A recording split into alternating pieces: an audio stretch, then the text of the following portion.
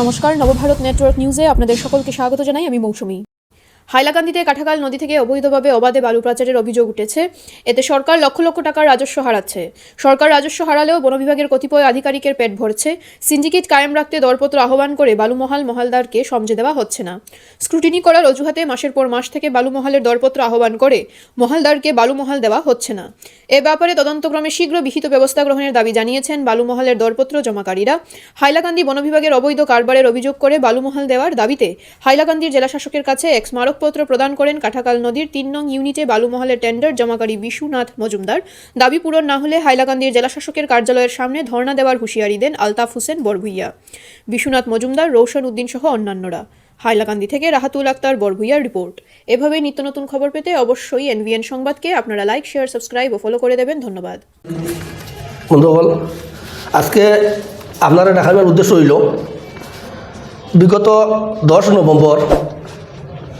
10 November Hailakandi forest অফিসে হাইলাকান্দি কাটাখাল 3 নম্বর বালির মহালের tender call করেছিল। আমি 10 তারিখ আমি সাবমিট দিয়েছি।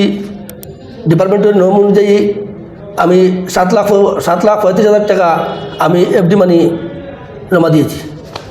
বিগত প্রায় 2 মাস অতিক্রম করেছে। আজকে দেখি আমরা এখন পর্যন্ত আমরা বালির মহালের কোনো টেন্ডার হয় নাই। আজকে দেখেন আমরা অনেকবার ডিএফওর লোকে দেখা করেছি যে কেনে টেন্ডারটা হয় নাই, লাইভটা করেন না কেন। তাই বলছেন যে এখন আমরা স্ক্রুটিনি চলছে। আমি একদিন জিজ্ঞাসা করেছিলাম যে মাত্র 4টা টেন্ডার পড়েছে, 4টা টেন্ডারে কি 2 মাস 2.5 মাস স্ক্রুটিনি লাগে নাকি? তাই অতিরিক্ত হয়ে আমার লগে কথা বলছেন।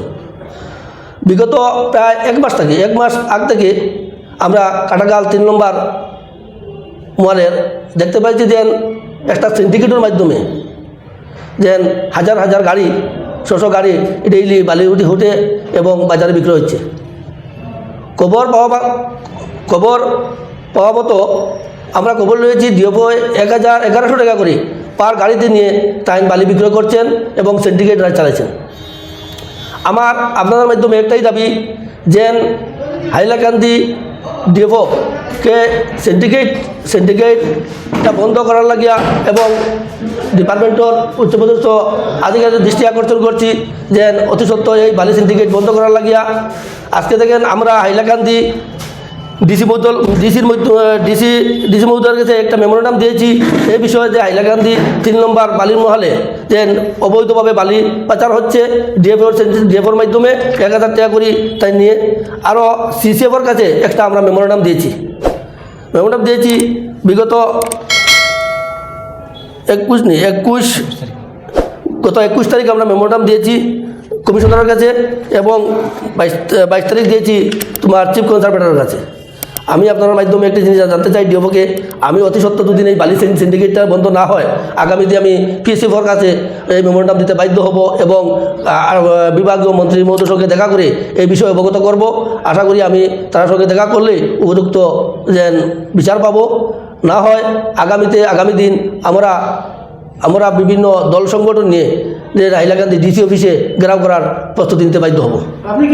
এখন পর্যন্ত সরকারের রাজস্বটা মাইল খাইছে যে আজকে কতদিন থাকিয়া টেন্ডার না হয়ে ডিএফও তার নিজের প্যাকেট ভরছে। মুদ্রামাত ডিএফও তার নিজের প্যাকেট ভরার লাগিয়া এই বালির মহালটারে টেন্ডার করেন না।